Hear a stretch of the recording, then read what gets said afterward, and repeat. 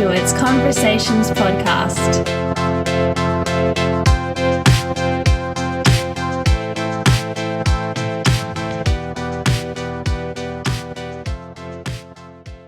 Hello, everyone, and welcome to Conversations podcast. And it is that time of the year again, our 3-monthly episode of Ask NAATI.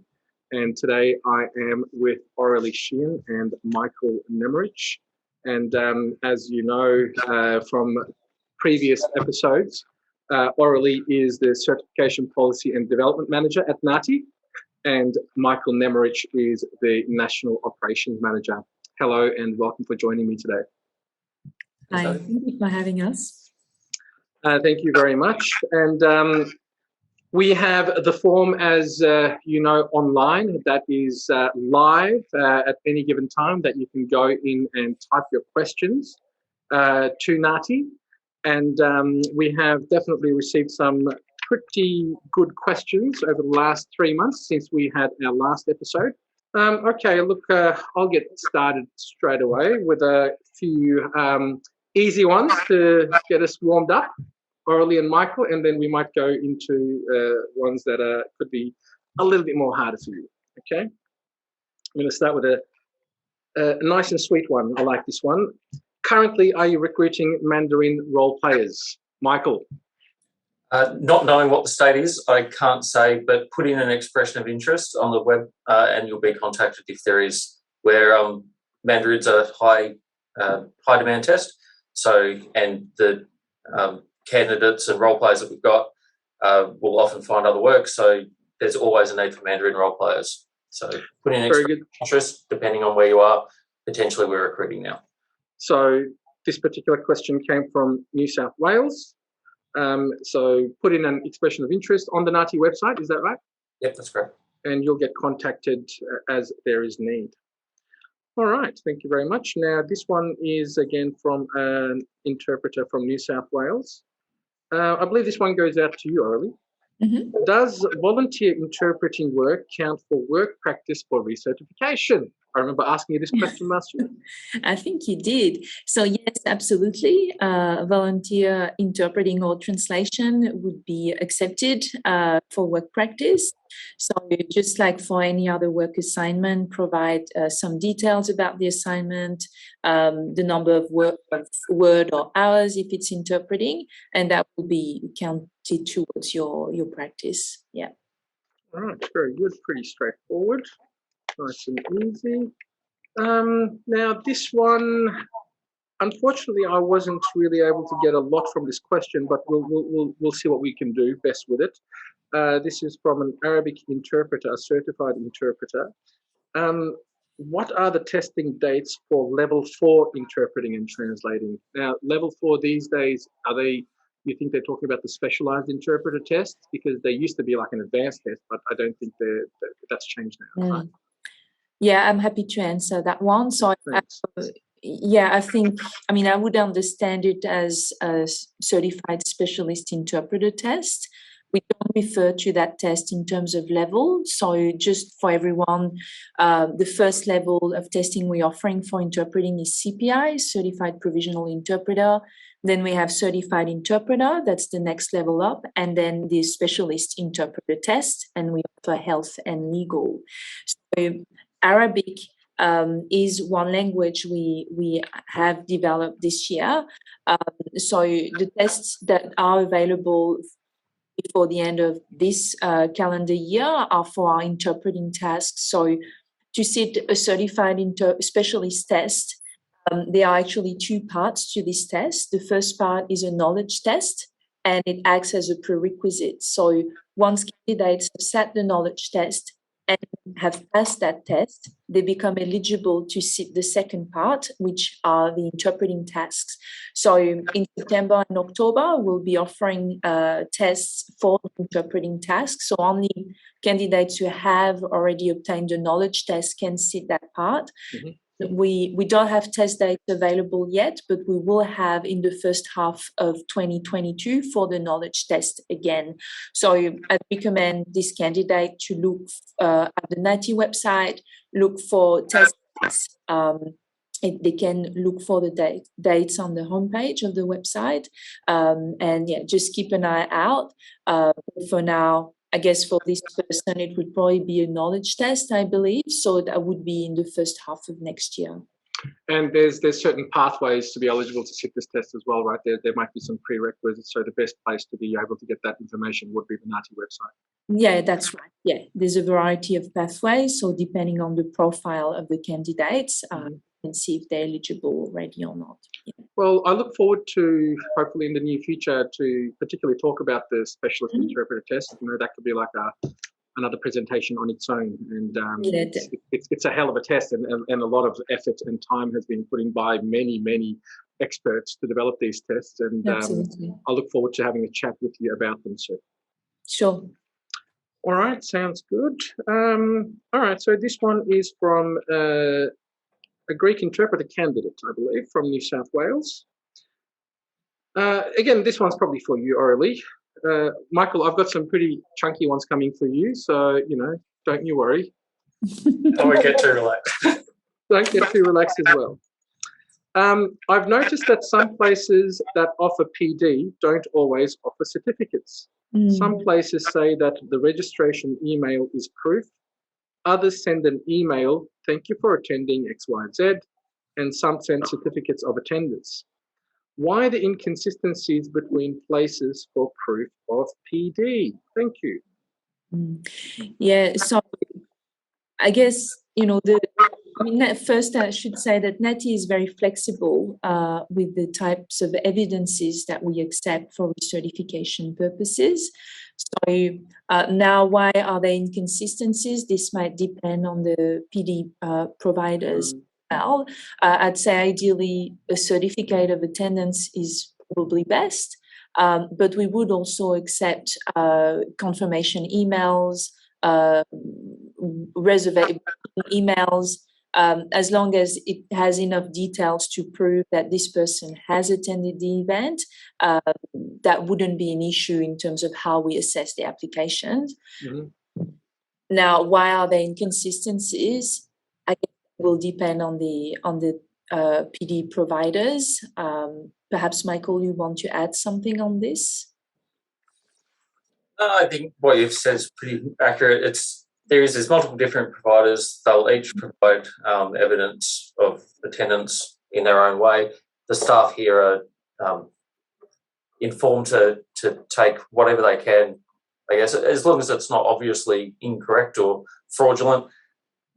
Look at it, if required, ask a couple more questions. We're certainly not wanting to not allow someone to lodge PD like that or work practice for minor inconsistencies or differences. It's certainly not the practitioner's fault that the information's been given in that way.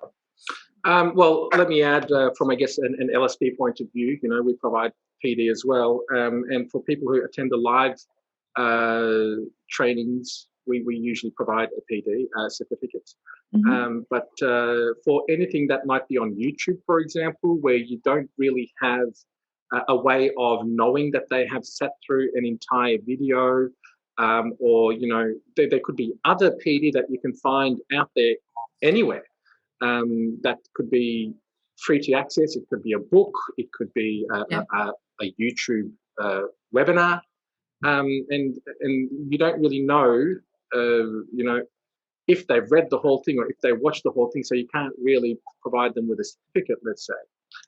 So then they might need to prove it with other means, like, you know, a statutory declaration or an attendance email or something like that, or a purchase receipt. So, like you say, there are different ways of getting your points, and I think that works to the advantage of the interpreter as well. You know, it opens up your world to a plethora of PD resources, and NAATI is very good in assessing these. And, you know, it puts the onus on the interpreter a little bit as well. You know, puts that responsibility on them to say that, well, you've done this, you've completed it. Now, you know, if you don't have proof, and sometimes you don't have proof, you know, you've got to come up with something. And like we've been saying in our webinars with Aurelie, you know, there are certain ways you can do this. And I think it just makes it a little bit more easier for the candidates as well, because it gives them more options, or the interpreters, I should say, not necessarily candidates. This one comes from an interpreter in New South Wales. Again, this one's for you, Aurelie. Due to illness, I have not been able to complete my professional development points, but have been working online and need the work practice criteria. Yeah. So, in some circumstances like health, or it could be parental leave, or each individual may have their own circumstances that have prevented them from meeting the number of points, either for work practice or for professional development, which is the case here. So NAATI definitely, again, shows some flexibility around those circumstances. So we deal with these case-by-case basis, and we can certainly consider extension when there are circumstances that have prevented the practitioner to meet those criteria. So it's this person, I'd encourage her or him to send an email to NAATI at info@naati.com.au, explaining the situation, and then we can deal with the situation on a more individual basis. But the general message here is that we consider extensions when there have been circumstances that have prevented the practitioners to meet those criteria. Okay, very good. So info@naati.com.au, and mention your particular situation, and you're saying that the cases will be looked at individually as well. Exactly. All right, magnificent. Michael, I've got a really nice one for you now. I've always been wondering about this one too. This is about the international recognition of our credentials. So this one comes from an interpreter in the Northern Territory. Oh, well, actually, it says here I'm based in Queensland. My bad. Please ask NAATI when our credentials will be recognised by ATA in the United States, by ITI in the United Kingdom, and by other authorities around the world. It's time for our credentials to be internationalised, especially considering the global nature of our profession. And look, we have very high standards when it comes to NAATI credentialing, and it might be one of the highest standards internationally. Why aren't we recognised around the world? The short answer is the work just hasn't been done yet. So the certification system has been in since 2018, January 2018. Our focus has been on expanding the range and scope of skills and languages available to practitioners within Australia, because NAATI is primarily an Australian certification for Australian domestic market. We've, some people that might have already heard, we've gone to New Zealand. They'll be adopting NAATI certification officially from 2024, but the work on that has already commenced on people registering and working out how and what needs to happen to allow that to happen. We've had conversations with a couple of other national governments, which I can't say which ones yet, but there's about 3 or 4 others around the world currently. So I think the board has definitely discussed it in strategic planning about the move to get it recognised and to allow interpreters and translators with NAATI certification to be able to more easily work globally. There would be some expectation of reciprocal arrangements with those organisations, and so the key for us would be, if we're going to offer reciprocal recognition of credentials from those organisations, does it meet the Australian standard in our context? And if it does, then we would be able to do that. So it's a very long-winded answer to a shortish question, which is we definitely want to see it to be recognised more internationally, but there's factors that about whether reciprocal rights can be offered and how it works in that context. But definitely something that we're wanting to do more of. New Zealand's the first part. Very good. So to that interpreter in Queensland, this is definitely something that NAATI is working on. And, we might actually see it happen in the future. And I look forward to that day. Thank you very much, Michael. Here's another one from an interpreter in New South Wales. I have not completed my PD. Will there be any extension? I think it goes pretty much to the previous question as well. That's right. Send an email to info@naati.com.au, giving your, reasons why, and then it'll be approached and looked at an individual level, right? That's right. Okay, thank you very much. We'll move on to the next one. All Graduates Conversations Podcast.